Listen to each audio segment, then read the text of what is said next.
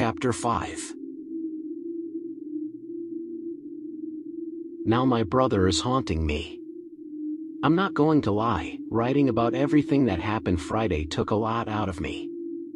I feel like I've been on edge all week, and what happened to Jerry was my breaking point. I almost didn't post it, and yesterday wasn't much better. A good night of rest rejuvenated me, though, and I decided to stay up after feeding Ollie and Pork to get this documented. The good news is that my parents are coming home tonight, so this nightmare should be coming to an end, one way or another, soon enough. I left off by telling you about the classified binder I had found. I spent a good amount of Friday night reading through the contents of the binder. An hour or two before midnight, I worked up the energy to write my last post, and around 2 a.m. I decided I should force myself to sleep to try to get my circadian rhythm back in line. My sleep schedule was thrown out of whack by the late-night basement trip that had robbed me of my brother, but despite not being tired, I was still exhausted. Sleep didn't take long. I read through the rest of the binder in the morning after taking care of the dogs. The binder was divided into sections. Each section had a number associated with it, and seemed to detail a specific creature. The first page of each section was a sort of cover sheet or intake form with information on what the creature was, how it was acquired, and whether it could be released. My dad was a tech guy, so this being on paper was surprisingly old school. It was also extremely inconvenient. If this had been in a database or, I don't know, even a Word doc, I would at least be able to search for keywords. Instead, I was stuck skimming each cover sheet to find cases that interested me. I jotted down the number of things that looked promising. 3539, a being that could travel through and manipulate mirrors. 4279, a carnivorous aquatic reptile that oddly resembles a goldfish. This one was more for personal curiosity. 5379, a chicken dragon possessed by a ghost. 7675, a creature that could erase or alter memories. 7884, a creature that could shapeshift. It's worth noting that there weren't 8,000 entries in the binder. The numbers were sorted incrementally, but seemed to jump at random intervals. I assumed it was a code or hash of some sort. There were plenty of others worth a look, but they didn't really seem relevant at the time. I really wanted to find something I didn't know already, but Jerry and Ruth's entries pretty much matched what Jerry had already told me. The only new information was that the NSA and DHS were on Ruth's trail when my dad somehow managed to beat them to her. The mirror creature had been captured in rural Pennsylvania. A couple had bought an historic house and found strange things happening with the mirrors, seeing things that weren't there, hands reaching out at them, items moving from one part of a house to another. Pretty scary stuff, but non-violent. The paper said that the situation escalated. My dad found out about it, and they captured the creature by breaking all of the mirrors in the house except one, then relocating that mirror here. The mirror creature had been cleared for socialization a week before I got here. Interesting stuff, but not very helpful. The memory-altering creature, however, was something I hadn't encountered yet. I knew from what Jerry told me that my memories were being messed with, but he hadn't said anything about how. This creature was described as a bearcat that could erase, alter, and prevent the formation of new memories. The file stated the creature was tame, but could not be returned to the wild as it seemed to be an invasive species. It has no natural predators on the North American continent and had hunted a forest to near extinction before being captured. The creature had been sold to a confidence man by an exotic species dealer who had neglected to mention the native habitat. The man had used the bearcat to conduct a crime spree that nobody remembered happening. At a bank robbery, he hadn't seen a clerk hiding under the desk and thus didn't wipe his memory. That clerk's account had somehow made it to my dad, who tracked down the con man. The con man claimed to have no idea what he was talking about, and it turns out he actually didn't. Somewhere between that bank robbery and when my dad finally tracked him down, the creature had opted out of the criminal partnership and wiped the man's memories. My dad found the creature by backtracking the man's steps until he found an area with reports of missing livestock and stolen desserts. I'm not sure what the last part meant, but it reminded me of kids snatching pies off of windowsills in old cartoons. I guess the creature has a sweet tooth. My dad finally caught the creature after a few days of forgetting why he was wandering around the woods and then finding a note in his pocket explaining the situation. I guess his immunity to the supernatural didn't count here. Finally, my dad figured out that the creature needed eye contact to erase memories, and managed to somehow catch it while blindfolded. Later on, he worked out that memories could be restored by again looking the creature in the eyes and saying "return my memories." There was a note that it didn't matter what language this was said in, but that it might be better to use an obscure language of doing this in public to avoid giving away the secret, and presumably to avoid questions about why you're yelling at a bearcat to return your memories. That could probably land you in a padded cell. My dad used this method on the con man to figure out where he had gotten the creature but was unable to find the dealer. My dad also restored enough memories of the con man's marks to get the guy thrown in jail. The newspapers named him the Bearcat Bandit. Even without the method to restore memory, it seems the memory wipe wasn't always permanent, particularly when strong emotions were involved or if the person was able to remind themselves some other way, like my dad's note in the woods. The wipes held up best when they were continuous and replaced one memory with another.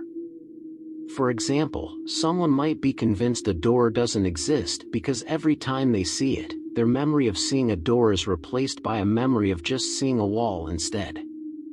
Well, that was enough to get the rest of my memories back if I could find a bearcat running around 40 acres of land and somehow now forget I had seen it.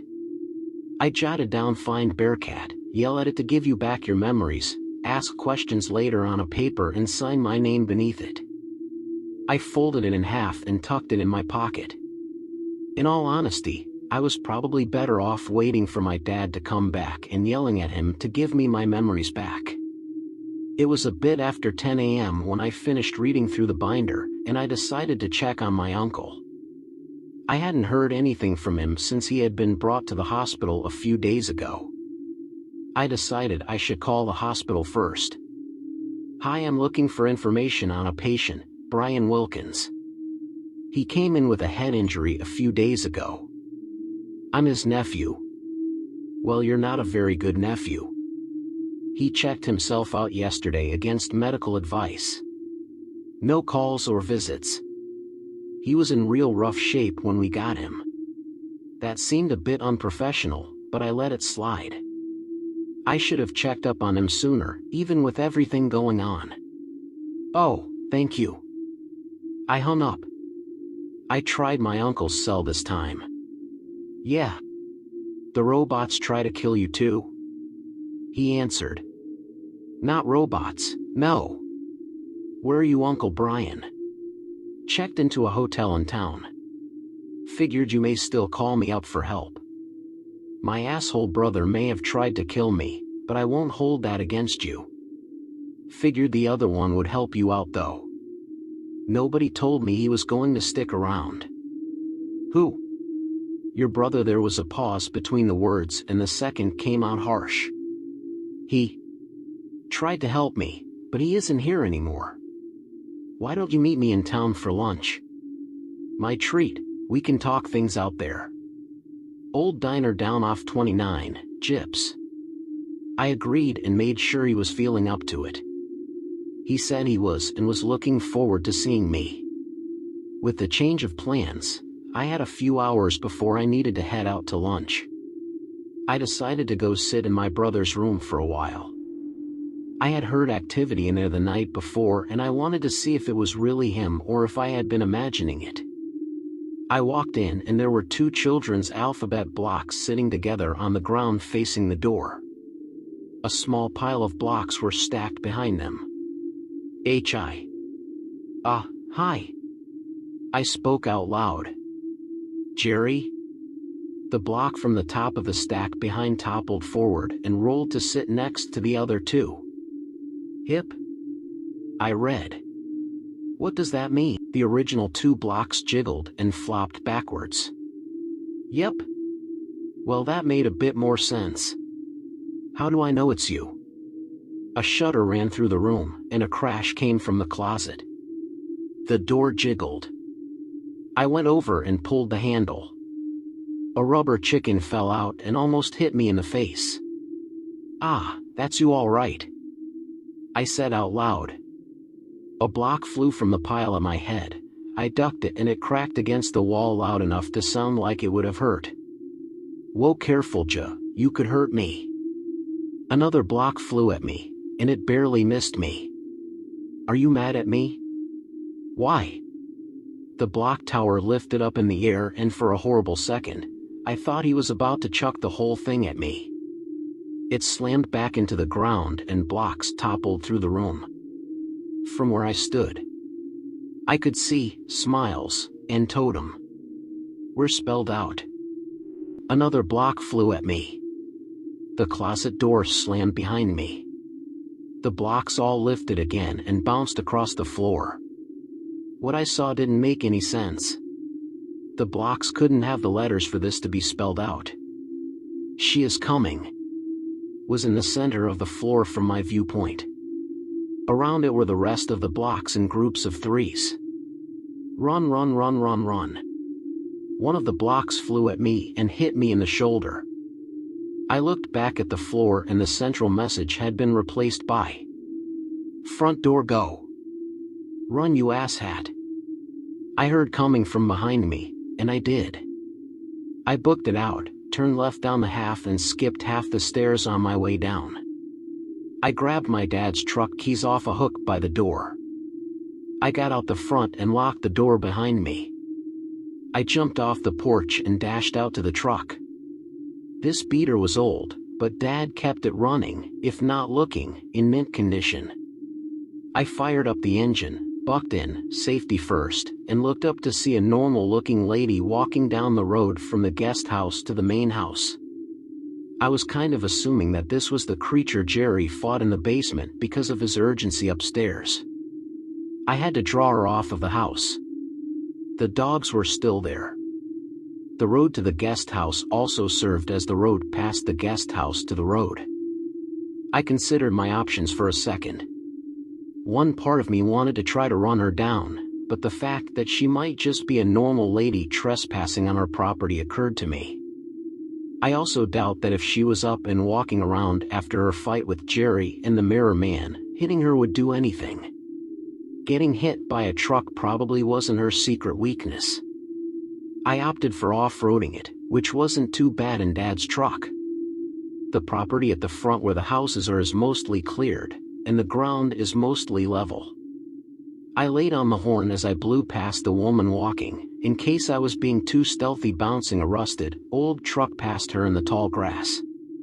The woman melted and rearranged herself. I lost track of her while she was doing this, but I quickly noticed the cheetah bounding along behind me in my rear view. I swerved off the lot onto the main road and gunned it. The cheetah was gaining on me in the grass, but if I could hit 70, I figured I had a good chance to keep my ground in it.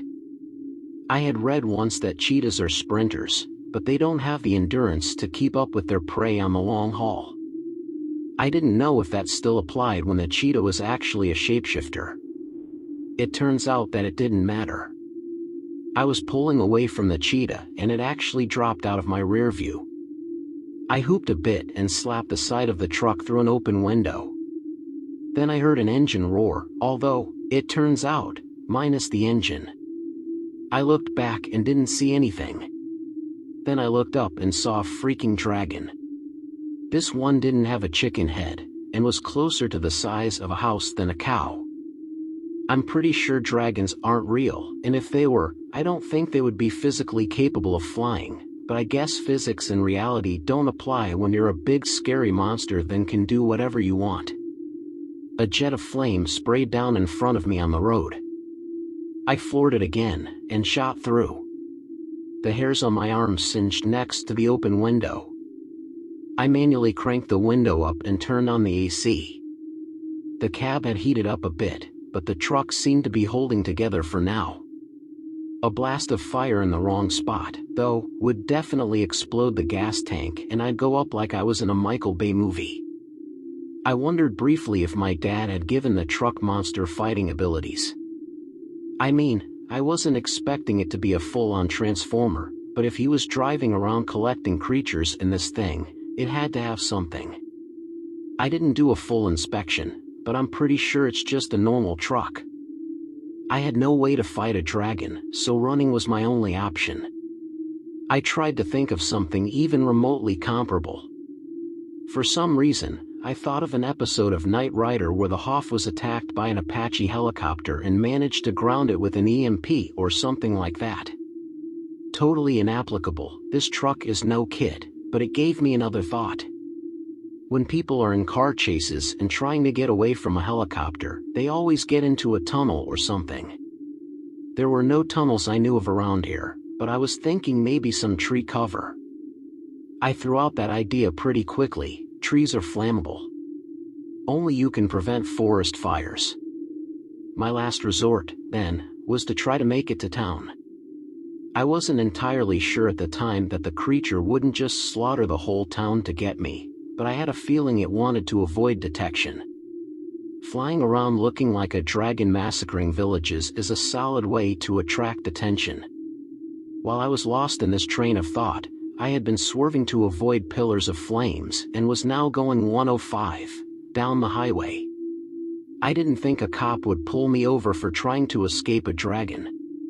The dragon swooped towards the truck and clawed at the roof, fumbling to find a grip. The road turned and the dragon didn't turn fast enough. As it pulled up through some trees, it hit one and the tree split with a crack that sounded like a gunshot.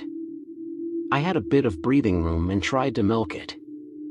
I got back up into the triple digits, and the speedometer slowly worked its way up to 110. At this speed, it would only take me a few minutes to get to the edge of town. That presented another problem. I was more whirring down the road without a dragon in sight. I still couldn't see it and thought I might have given it the slip, but I didn't want to ease up on the gas. I agreed with myself to count to 10 and then slow down to 80. Still no dragon, everything was okay. I was just about into town when I was jolted by a thunk in the truck bed that shook the whole truck. I looked back, expecting a dragon, but I didn't see anything. I pulled into a Starbucks that looked reasonably populated, and decided to pass the time there until lunch. I got out and checked the truck bed. The woman from the house was laying down in the bed, smiling at me. She raised her arm towards me, as she had towards my brother, and my whole body tensed as I waited for her to turn me into a frog. Nothing happened. What are you? She croaked. Let's get a coffee. I heard from somewhere, then realized I had said it. She looked at me quizzically, and the question hung in the air for a few minutes until she replied. Okay. I'm not sure if anyone noticed the strange woman getting out of my truck bed. I hate to cut off the story here, but I have to take care of some things before heading to the airport tonight. I promise I'll fill you in on my conversations with the creature and my uncle as soon as I get a chance.